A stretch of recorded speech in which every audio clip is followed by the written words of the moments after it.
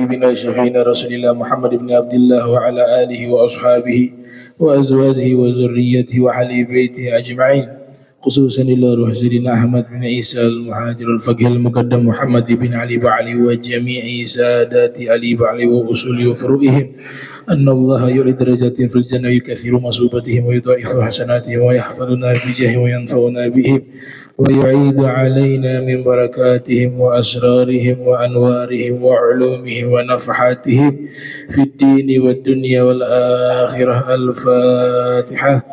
أعوذ بالله من الشيطان الرجيم. بسم الله الرحمن الرحيم. الحمد لله رب العالمين الرحمن الرحيم مالك يوم الدين. إياك نعبد وإياك نستعين.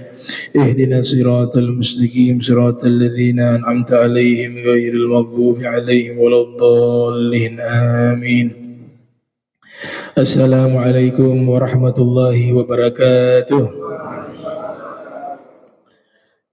Bismillah, la ilaha illallah al-mawjud fi kulli zaman, la ilaha illallah al-ma'bud fi kulli makan, la ilaha illallah al-madhkur bil lisan, la ilaha illallah al-ma'ruf bil ihsan, la ilaha illallah kulla yawm huwa fi syan, la ilaha illallah al-aman al-aman min zawalil iman wa min fitnati syaitan ya qadim al-ihsan.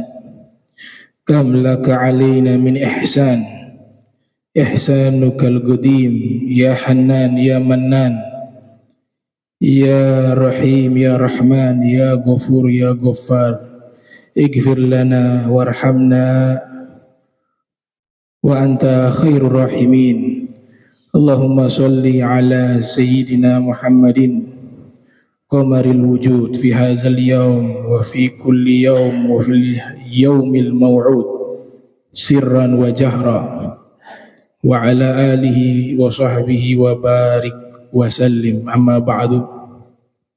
Subhanak la ilma lana illa ma 'allamtana innaka antal alimul hakim.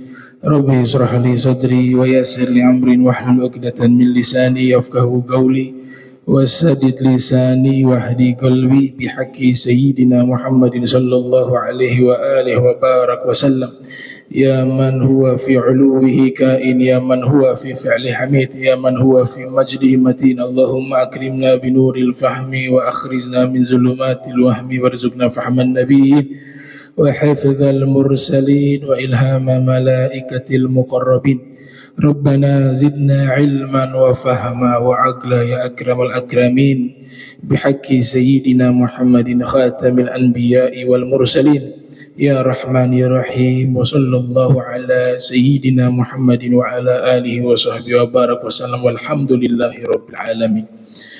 Qala al-musannif rahimahullah wa radiyallahu ta'ala anhu wa ardah wa nafa'ana bihi wa bi'ulumihi wa amaddana bi asrarihi wa a'adana min barakatihi fid darain. Faslun radiyallahu ta'ala ankum.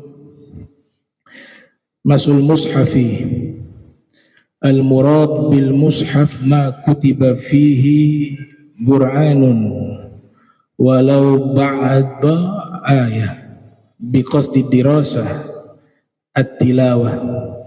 Alhamdulillah, puji syukur kehadirat Allah, salawat salam tercurahkan kepada junjungan mulia Nabi tercinta Sayyiduna wa Maulana Muhammad sallallahu alaihi wa alihi wasallam beserta segenap keluarga beliau, sahabatnya, umatnya yang senantiasa melaksanakan ajaran beliau hingga akhir masa nanti. Kita melanjutkan pembahasan tentang hukum menyentuh mushaf bagi orang yang dalam keadaan hadas atau juga dalam keadaan janabah. Maknanya dalam keadaan tidak berwudu, tidak suci. Nah, tujuan hukum menyentuh mushaf harus dalam keadaan suci berwudu, itu sebenarnya tujuannya satu, yaitu ta'azimul Quran, li'annal Qur'ana kalamullah. Tujuannya adalah memuliakan, mengagungkan Al-Quran, karena Al-Quran itu firman-Nya Allah, sehingga kita diperintahkan untuk memuliakan Al-Quran sebagai kitab suci, melebihi kitab-kitab yang lain. Fadlu kalamillah ala sairil kalam kafadlillah ala khalqih. Rasul menyatakan keutamaan firman Allah dengan ucapan makhluk itu bagaikan perbandingan kemuliaan Allah dengan makhluknya. Ya, sehingga menyentuhnya tidak boleh dalam keadaan tidak suci, harus dalam keadaan berwudu. Menyentuh baik mushafnya, covernya, tulisannya, kertasnya, bahkan sunduk peti yang di dalamnya menyimpan mushaf juga disentuh tidak boleh dalam keadaan tidak berwudu. Nah, inilah yang disebut dengan al-akhlaq bil Quran, berakhlak dengan Al-Quran. Wa may yu'azzim sya'airillah fa innaha min taqwal qulub. Orang yang mengagungkan simbol-simbol kebesaran Allah itu pertanda dalam hatinya ada takwa. Artinya orang yang tidak punya adab dengan Al-Quran, tidak punya adab dengan hadis Rasul, tidak punya adab dengan kitab-kitab ilmu agama, itu pertanda dalam hatinya tidak ada takwa. Mafhum mukhalafnya seperti itu. Kalau mengagungkan ada takwa dalam hati, berarti kalau tidak mengagungkan tidak ada takwa dalam hati. Nah, sehingga ulama-ulama terdahulu, bahkan kami baca di salah satu kitab karya Syekh Nawawi Al-Bantani berjudul Kashifatus Saja,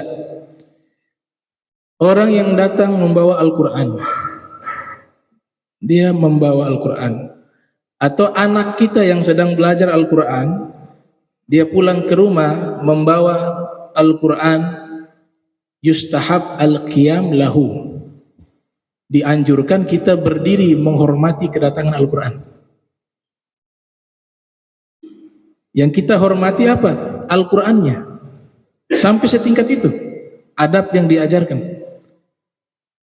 Orang membawa Al-Quran, kita lihat ada orang membawa Al-Quran, dianjurkan oleh para ulama kita berdiri menghormati daripada Al-Quran, karena kesunahan berdiri juga berlaku kepada ulama. Kalau ulama saja Nabi sunnahkan untuk berdiri menghormati, maka Al-Quran lebih lagi. Al-Quran firmannya Allah subhanahu wa ta'ala, Qumu li Mu'az fa innahu maulakum. Nabi katakan berdirilah menyambut kedatangan Mu'az, Sayyidina Mu'az bin Jabal, Sa'ad bin Mu'az, mohon maaf, sahabat bernama Sa'ad bin Mu'az.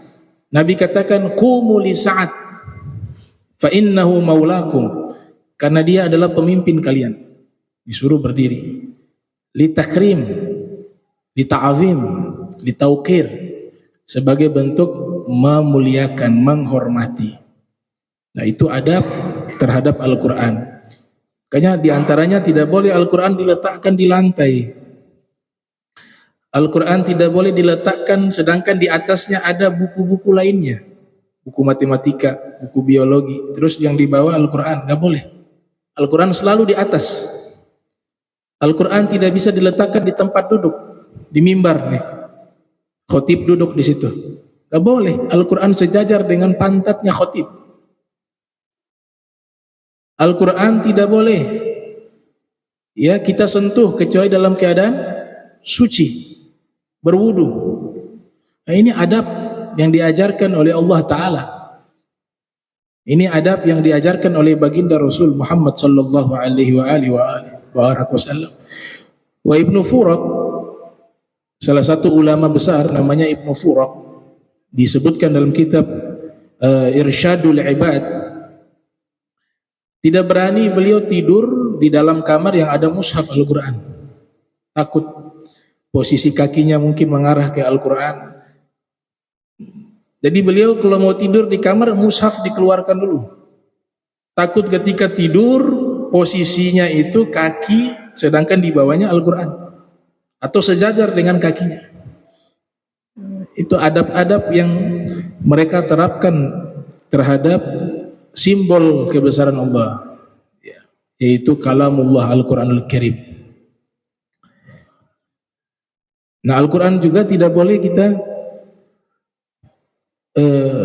ketika kita memasukkan ke dalam satu tempat yang di dalam ada benda-benda yang tidak baik, benda-benda yang unsurnya di situ tidak layak dinisbatkan, disandingkan dengan Al-Quran. Misalnya komik,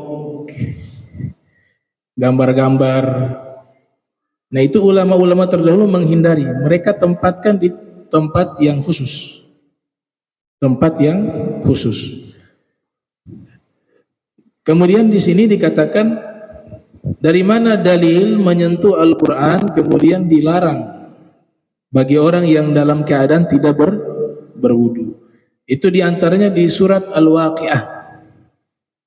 Allah Subhanahu wa ta'ala berfirman, innahu laqur'anun karim fi kitabim maknun la yamassuhu illal mutahharun. Sesungguhnya itu Al-Quran yang mulia. Jadi yang mengatakan Al-Quran itu mulia Allah.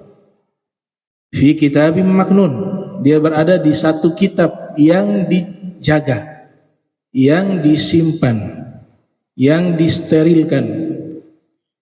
La yamassuhu illal mutahharun, tidaklah menyentuh Al-Quran terkecuali orang-orang yang disucikan oleh Allah. Di dalam tafsir memang banyak sekali penafsiran mutahharun di sini siapa mereka. Sebagian ulama menafsirkan malaikat. Sebagian lainnya menafsirkan ahlul kitab. Sebagian lainnya menafsirkan al-muslimun, orang-orang Islam. Sebagian lainnya menafsirkan ahlu ta'ah, orang-orang yang suci dari dosa, orang-orang yang taat kepada Allah. Kemudian sebagian lainnya menafsirkan makna al-mutahharun adalah orang-orang yang suci dari hadas dan janabah. Nah, pendapat yang kelima ini dijadikan sebagai pendapat yang dikuatkan oleh para fuqaha. Jadi ahli fikih mengambil pendapat kelima, yang dimaksud la yamassuhu illal mutahharun, tidak boleh menyentuh Al-Quran terkecuali orang yang disucikan oleh Allah. Itu yang dimaksud adalah orang yang menyentuh Al-Quran dalam keadaan berwudu, bukan dalam keadaan hadas dan janabah. Karena ditemukan satu riwayat hadis dari Rasulullah sallallahu alaihi wasallam. Hadis ini diriwayatkan oleh Imam At-Tabrani di dalam Mu'jamnya, lahir tahun 260 Hijriah, wafat 360 Hijriah. Juga hadis ini diriwayatkan oleh Imam Al-Baihaqi yang lahir tahun 384, wafat 458 Hijriah. 384 458 wafat. Di dalam Sunanul Kubra. Di situ ternyata ada hadis dari Nabi. Dan ini dikatakan oleh ulama sahihul isnad, sahih sanadnya. Hadis yang sahih sanadnya. Rasul bersabda, la yamassuhu al-Qur'ana illa tahirun. Tidak boleh menyentuh Al-Qur'an terkecuali orang yang suci. Kata tahirun di situ berwudu. Kalau dia hadas kecil, cara menghilangkan hadas kecil dengan berwudu. Kalau hadas besar, cara menghilangkan dengan mandi wajib. Illa tahirun. Nah, ini yang menjadi rujukan para fuqaha bahwa kita kalau dalam keadaan tidak berwudu diharamkan menyentuh Al-Quran. Kalau membaca bisa. Hadas kecil, membaca dalam keadaan tidak berwudu tidak dilarang. Tapi kalau janabah dilarangnya membaca juga dilarang. Yang hadas besar, membacanya haram, menyentuhnya juga haram. Itu yang menjadi dalil. La yamassuhu. Sebagian ahli qiraah ketika membaca surat Al-Waqiah, kalau la yamassuhu itu artinya lam di situ artinya tidak. Lam artinya tidak. Jadi tidak boleh menyentuh Al-Quran terkecuali orang yang disucikan. Tapi di qiraah yang lain dibaca bukan la yamassuhu tapi la yamassahu. La yamassahu. Kalau dibaca la yamassahu, huruf lam di situ bukan berarti tidak, tapi berarti jangan, larangan. Jangan menyentuh Al-Quran terkecuali orang-orang yang sudah disucikan. Al-mutahharun maknanya al-mutatahhirun, orang yang bersuci. Maknanya orang yang bersuci. Kemudian dilarang juga di sini dikatakan al-muradu bil mushafi, yang dimaksud dengan mushaf ma kutiba fihi Qur'anun, segala sesuatu yang ditulis di dalamnya Al-Quran. Jadi bukan mushaf hanya ini yang sekarang nih, Al-Quran yang sudah dicetak menjadi kitab, menjadi buku. Itu definisi mushafnya bukan hanya itu. Buku tulis yang kita tulis di situ firman Allah itu juga disebut mushaf. Handphone yang ada aplikasi Al-Quran, kita nyalakan handphone di situ ada Al-Quran, tulisan Al-Quran muncul, itu juga disebut mushaf. Karena di sini definisinya segala sesuatu yang ditulis di dalamnya atau segala sesuatu yang tertulis di dalamnya Al-Quran. Walaupun sebagian ayat dinamakan mushaf. Hukum tadi berlaku, ya, termasuk yang nulis kaligrafi nih, nulis ayat Al-Quran, dia ketika menulis harus dalam keadaan berwudu, apalagi diniatkan untuk menulis Al-Quran, ya, itu disebut mushaf. Because didirasah, dengan maksud untuk dirasah, membaca, mempelajari, membaca, ya, ditulis, itu jadi mushaf. Tidak boleh disentuh dia. Yang berikut hamlu mushaf,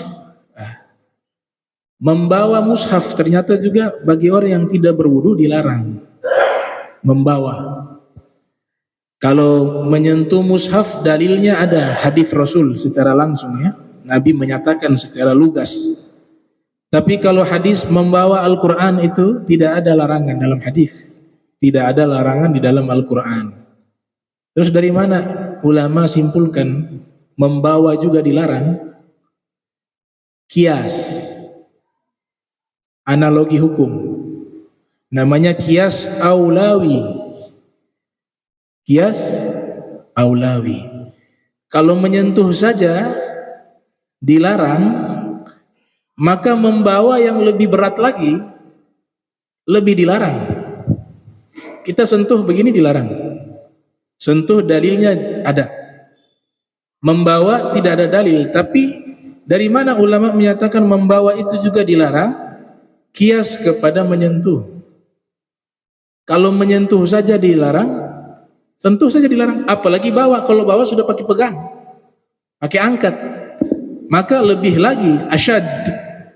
Nah, hukumnya lebih keras lagi, lebih tegas lagi. Nah, kias ini itu fasilitas yang Allah berikan kepada para ulama-ulama. Nggak boleh orang awam. Para fuqaha yang berhak, yang sudah mencapai level mujtahid, mereka yang punya hak veto untuk menentukan kias. Dalam Al-Quran jelas Allah nyatakan, ya ayyuhalladzina amanu ati'ullah wa ati'ur rasul wa ulil amri minkum fa in tanaza'tum fi syai'in farudduhu ila Allahi wa rasuli in kuntum tu'minuna billahi wal yawmil akhir dzalika khairun wa ahsanu ta'wila. Wahai orang beriman, taatilah Allah, taatilah Rasulullah dan pemimpin di antara kalian. Sebagian ulama menafsirkan ulama-ulama di antara kalian.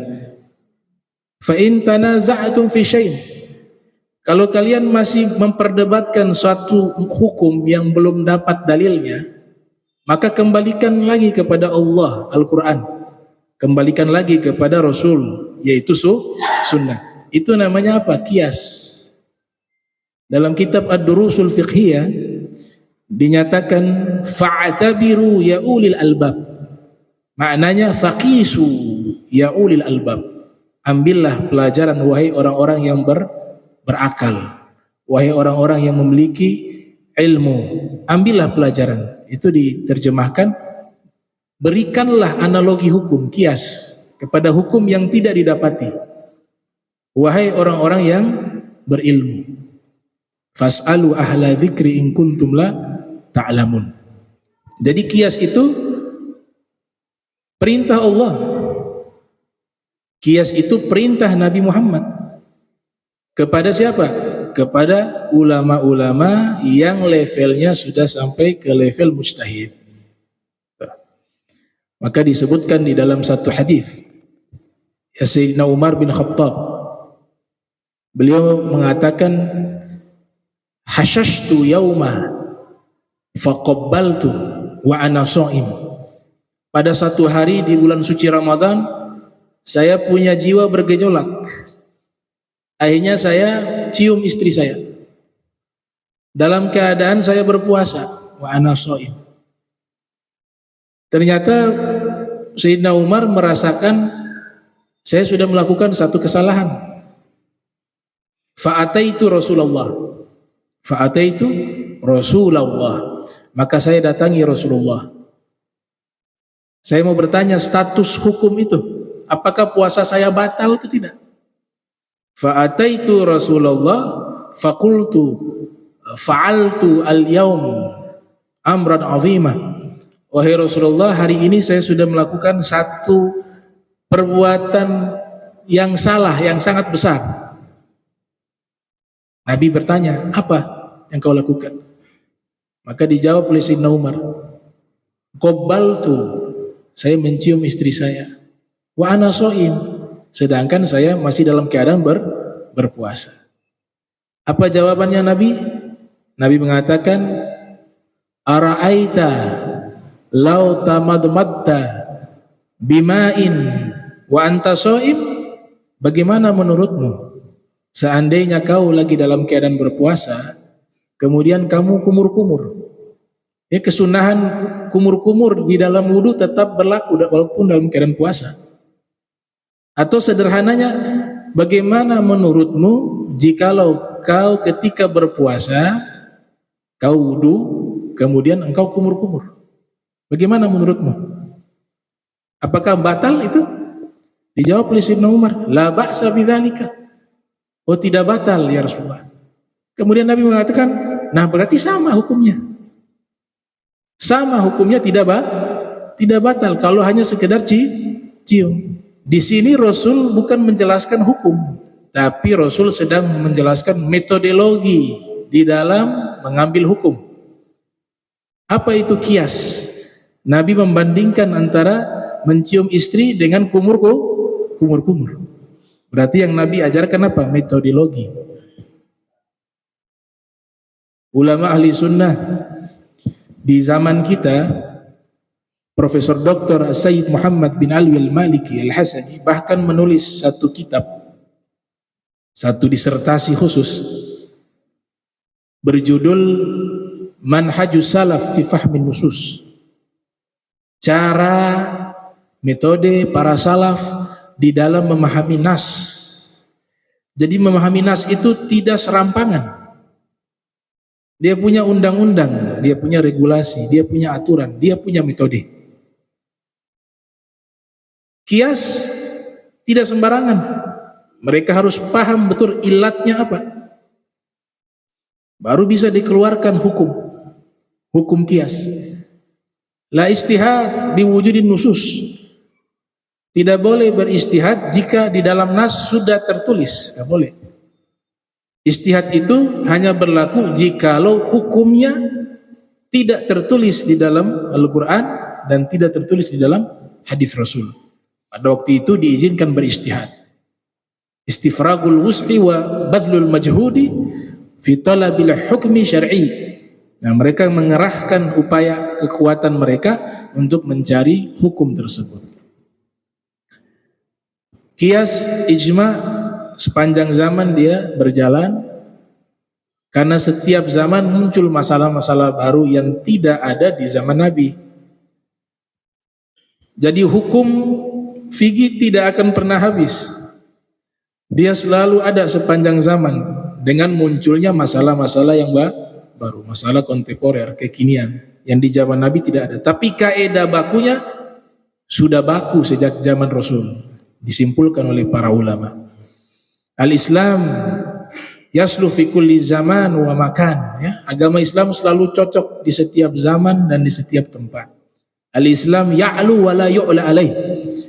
Agama Islam agama yang sempurna dan paripurna.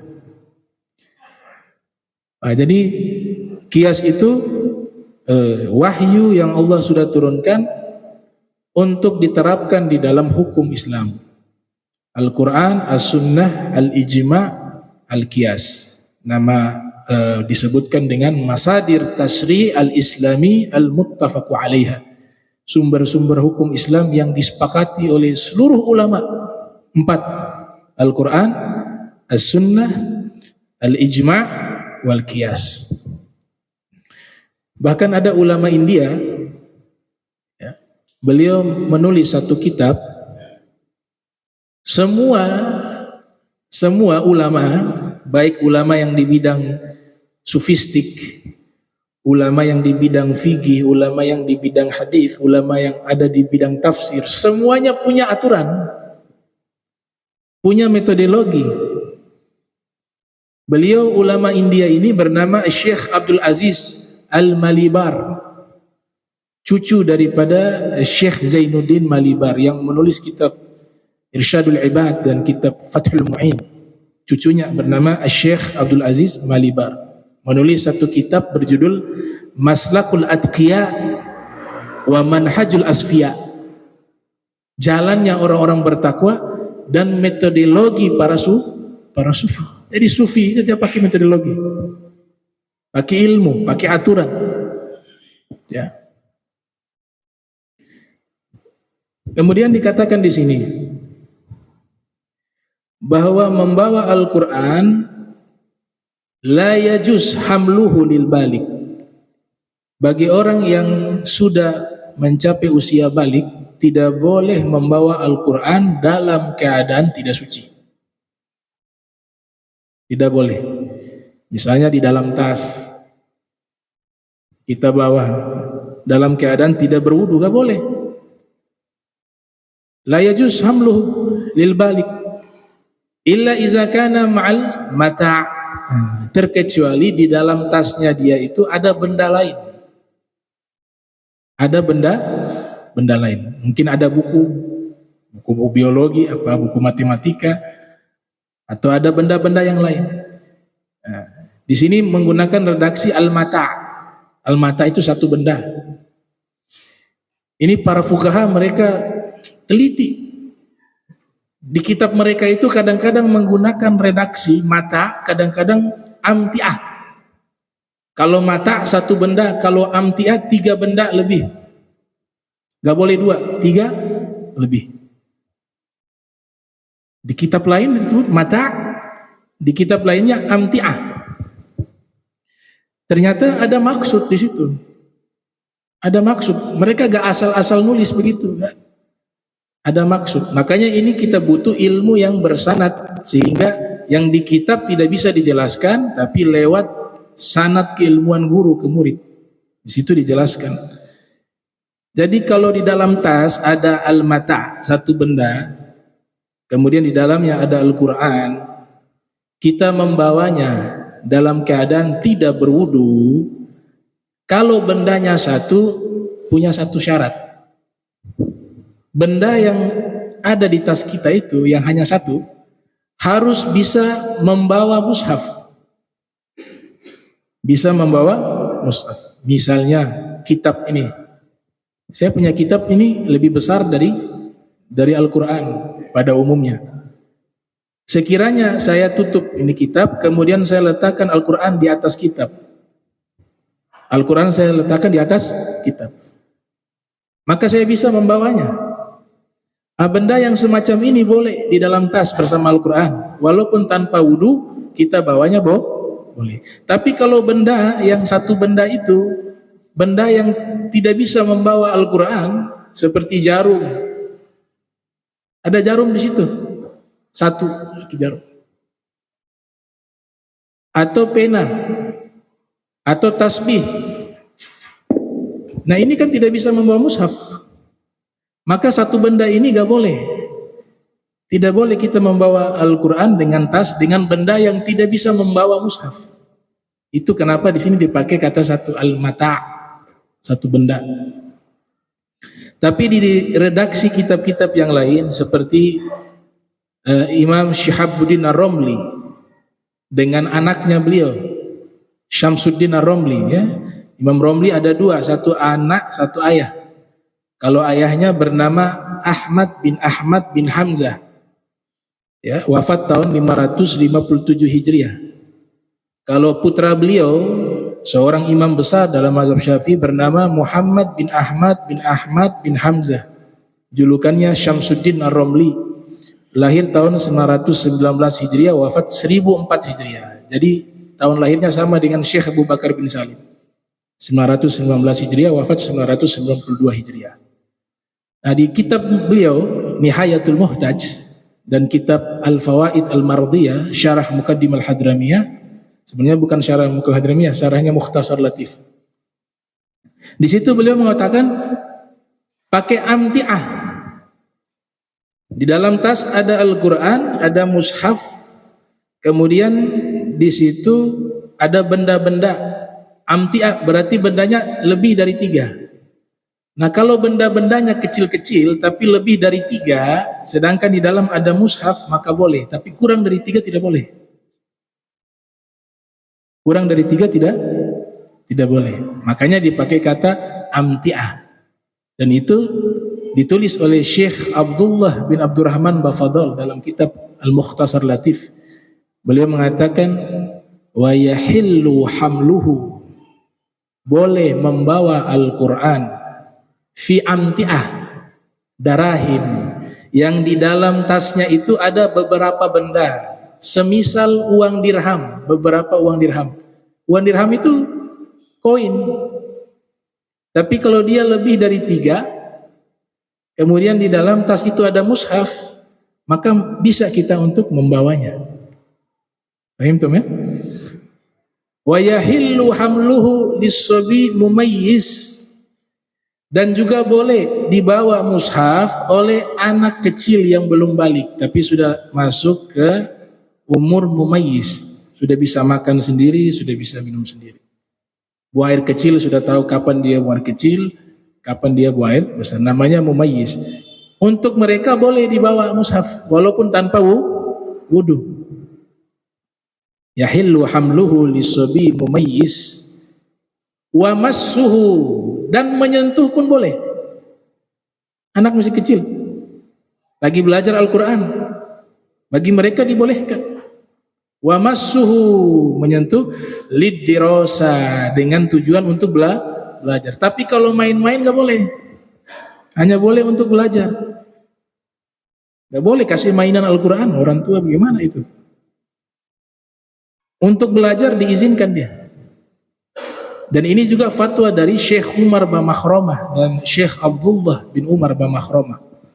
Fatwa mereka demikian. Ya. Nah. Kemudian niat membawa, ini sudah. Jadi membawa itu gak sembarangan, ada niatnya. Kalau kita dalam keadaan tidak berwudu, ternyata membawa mushaf itu, baik yang ada di dalam tas, kalau di kitab Al-Fawaid Mardiyah dikatakan fikis, Al-mushaf fi kis, bukan bahasa Inggris ya. Kalau bahasa Inggris kis artinya lain. Kis itu artinya plastik, kantong kresek. Kis. Diletakkan Al-Quran mushaf di dalam kis. Fikis. Itu punya niat. Antara Ibnu Hajar Al-Haytami dengan Imam Romli terjadi perbedaan di sini. Kalau Ibnu Hajar niat boleh membawa mushaf di dalam tas atau di dalam kantong kresek, yang boleh hanya satu niat, 3 niat tidak boleh. Kalau Imam Romli terbalik, 3 boleh, 1 gak boleh. Dalam masalah niat membawa mushaf. Ini kita berbicara orang yang tidak punya wudu. Ibnu Hajar di sini mengatakan taratan yaksidu mushaf faqat fala yajuz. Ini disepakati, Ibnu Hajar dan Imam Romli sepakat bahwa tidak boleh niatnya membawa mushaf dengan niat tujuan membawa mushaf saja dalam tas itu. Maka itu tidak boleh. Di dalam tas kita ada benda-benda lain, tapi tujuan kita bawa itu niatnya bawa Al-Quran, bawa mushaf. Maka itu dilarang. Baik Ibnu Hajar Al-Haytami ataupun Imam Romli. Yang kedua, dia bertujuan membawa benda yang ada di tas, bukan tujuan membawa Al-Quran. Maka itu boleh. Menurut Imam Romli. Menurut Imam Romli. Dan menurut Ibnu Hajar Al-Haytami. Boleh. Jadi dalam tas lagi bawa apa tuh, Bib? Lagi bawa buku. Padahal di dalam ada Al-Quran. Berarti niatnya memang bawa buku, bukan bawa Al-Quran. Maka itu boleh. Kita membawa tas yang di dalamnya ada Al-Quran. Yang ketiga, niatnya 2. Bawa Al-Quran sekaligus juga bawa benda-benda yang ada di dalam tas. Imam Romli mengatakan boleh. Ibnu Hajar mengatakan tidak boleh. Ibnu Hajar mengatakan tidak boleh. Yang keempat, tidak bertujuan membawa apa-apa. Jadi di dalam tas dia tidak niat bawa benda, pokoknya bawa deh begitu. Lagi bawa apa? Ya, tas saja. Di dalam nggak ada niat bawa benda kah, bawa Al-Quran kah. Maka di sini Imam Romli boleh. Ibn Hajar tidak boleh. Berarti Ibnu Hajar itu boleh hanya satu, yaitu apa? Bertujuan membawa benda saja. Bertujuan membawa benda. Kalau niatnya bawa mushaf saja tidak boleh Ibnu Hajar. Atau niatnya membawa dua-dua, mushaf dan benda, tidak boleh. Atau tidak niat apa-apa juga tidak boleh Ibn Hajar. Makanya saya katakan tadi bolehnya 1, tidak bolehnya 3. Kalau Imam Romli terbalik, yang tidak boleh hanya 1, membawa tas yang niatnya dia hanya berniat membawa mushaf, tidak boleh. Tapi kalau niatnya membawa mushaf sekaligus juga dengan benda-benda yang di tas boleh. Atau membawa mushaf sekaligus ya, membawa benda-benda saja niatnya juga boleh. Atau tidak niat apa-apa, membawa apa-apa juga boleh. Itu perbedaan antara Imam Romli dan Ibn Hajar. Masail fi masil mushafi wa hamlihi, ya. Ada beberapa masalah terkait menyentuh mushaf dan membawanya. Yajuz hamlul mushafi wa mashu lisobi al-mumayyizi lid-dirasah faqat inda Ibn Hajar wa Romli, wa yajuz inda Makhramah walau li ghairi dirasah. Yang pertama, boleh membawa mushaf dan menyentuhnya bagi anak kecil yang mumayyiz. Tadi sudah dijelaskan.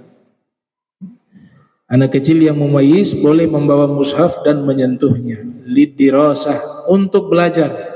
Faqat saja, untuk belajar saja. Artinya selain belajar gak boleh tetap. Mereka hanya diizinkan membawa mushaf ketika belajar. Bid-dirasa. Ini fatwa dari Ibn Hajar dan fatwa dari Imam Romli dan fatwa daripada Syekh Bamakhromah. Syekh Bamakhromah di sini yang dimaksud ayah sama anak. Yang pertama bernama Syekh Umar Bamakhromah, ayahnya, ayah beliau, dan juga guru dari Syekh Abu Bakar bin Salim. Beliau ahli fikih Yaman di zamannya. Lahir tahun 884 Hijriah. 884 Hijriah. Wafat 952 Hijriah. Beliau punya anak ahli fikih juga, namanya Syekh Abdullah bin Umar Bamakhromah. Lahir 907 Hijriah, wafat 972 Hijriah. Ya, mengarang 2 kitab mazhab Syafi'i mereka. Hasyiah Ibn Hajar Al-Haytami, kitab Tuhfatul Muhtaj dijelaskan oleh beliau. Namanya Hasyiah At-Tuhfah. Juga menghasyiah, memberikan komentar-komentar penjelasan di kitabnya Syekh Zakaria Al-Ansari berjudul Asnal Matalib, Hasyiah Asnal Matalib. Kedua ini, ayah sama anak ini sepakat bahwa anak kecil itu ketika belajar bawa mushaf tidak masalah, nyentuh juga tidak ada masalah. Yang bermasalah lil baligin, orang-orang yang sudah balik. Walaupun dia itu tujuannya belajar, tapi kalau sudah balik diwajibkan dia untuk berwudu kalau dia tidak punya wudu. Nah, di sini juga ada satu perintah. Bisa dibayangkan anak kecil belum balik sudah diperintahkan belajar Al-Quran. Anak kecil yang belum balik sudah diperintahkan belajar Al-Quran. Artinya apa? Anak-anak yang di bawah 7 tahun, di bawah 7 tahun, sudah ada perintah dari Allah dan sudah ada perintah dari Rasulullah. Wajib bagi orang tua mulai mengajarkan mereka masalah bersuci, mengajarkan mereka baca suratul Fatihah, mengajarkan kepada mereka membaca Al-Quran. Hukumnya wajib bagi orang tua, bukan sunnah. Wajib bagi orang tua.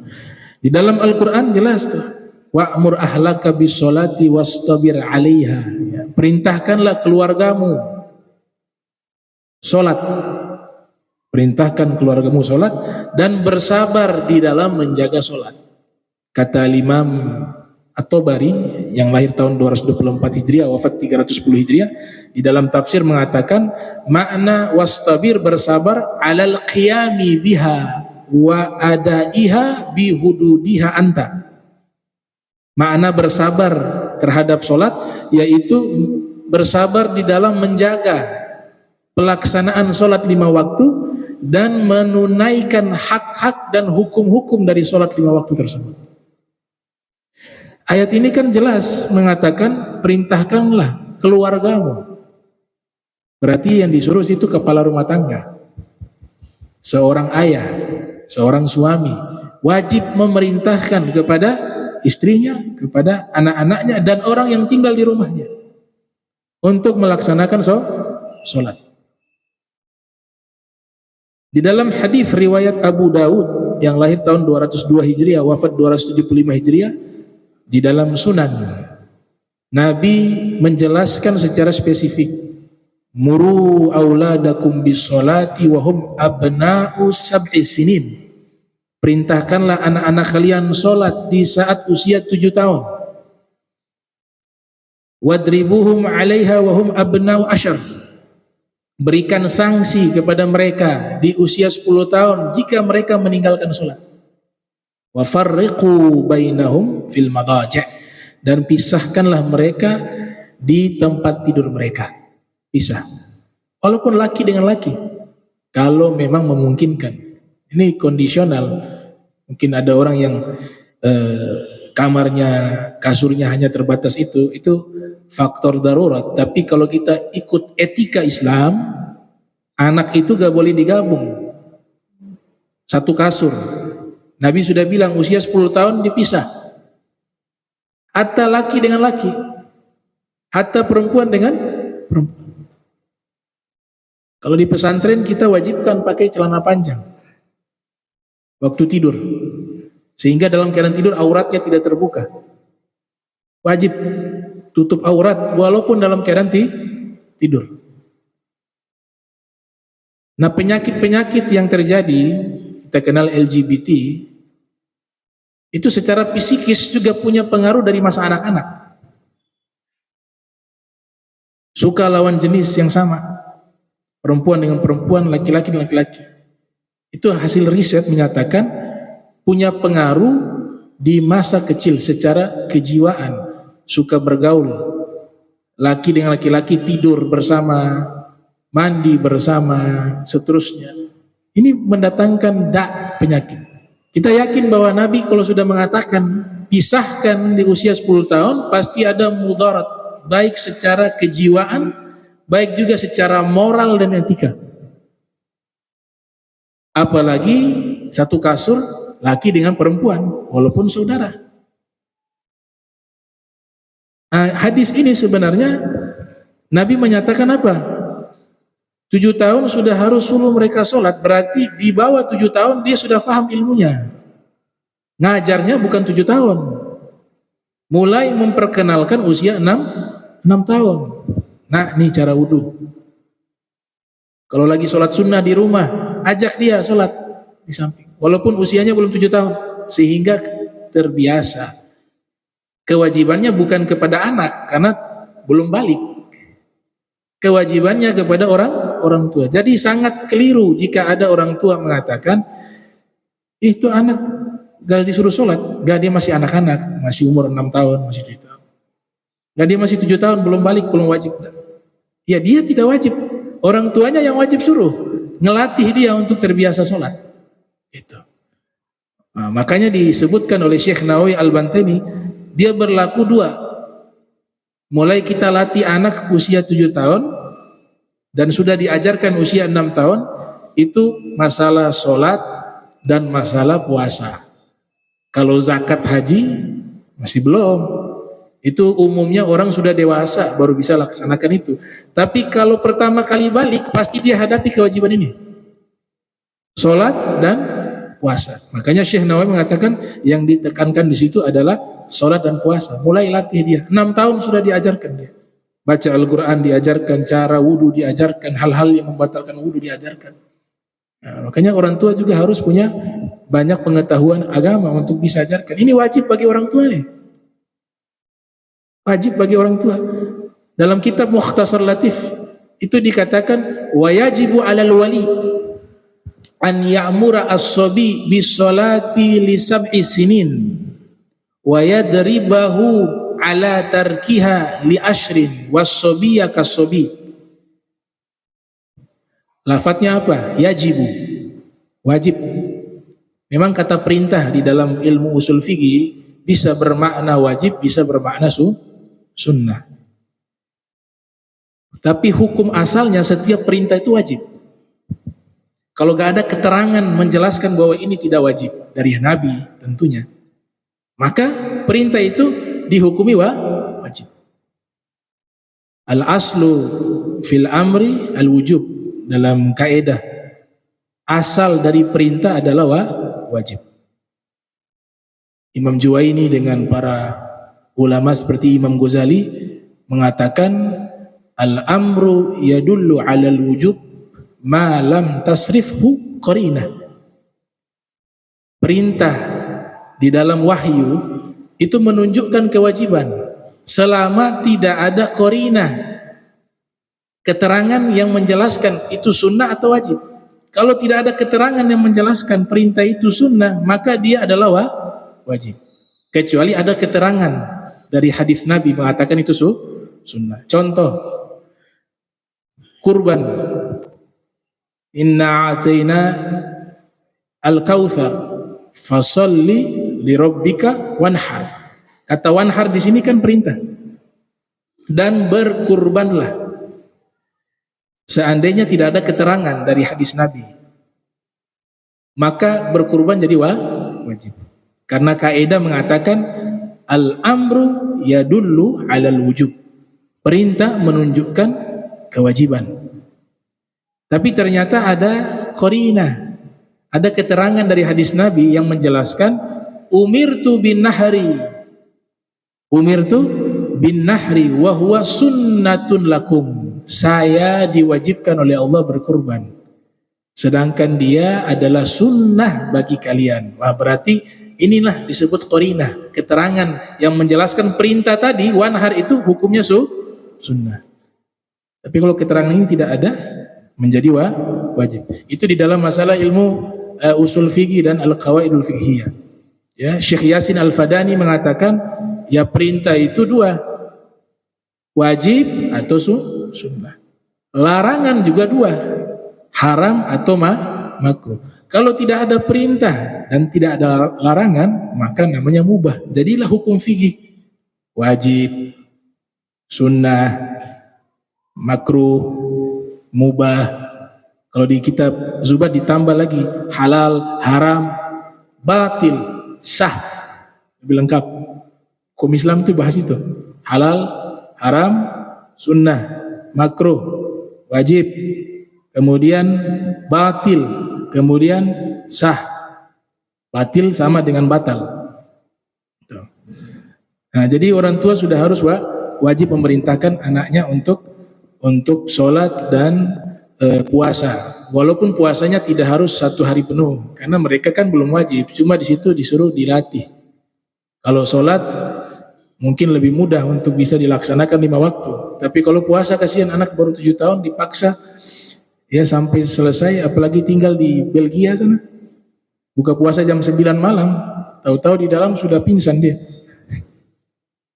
Maksudnya kondisional, lihat setengah hari bolehlah tuh puasa. Tapi kalau sholat usahakan 5 waktu.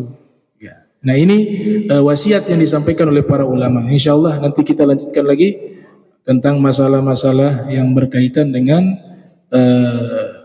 mushaf ini. Ya, mudah-mudahan Allah Ta'ala berikan sehat wa'afiah, panjang umur, istiqomah fi ta'ah wal ibadah. Allahumma jam'ana hadza jam'an marhuma wa tafarraqan ba'di tafarruqan ma'asuma wa la tajal minna wa la minna syakila mahruma. Subhanaka bihamdika asyhadu an la astaghfiruka wa atubu ilaih. Wa sallallahu alaihi Muhammadin wa ala alihi wa sahbihi wa baraka wasallam. Wa lafu minkum wassalamu alaikum warahmatullahi wabarakatuh.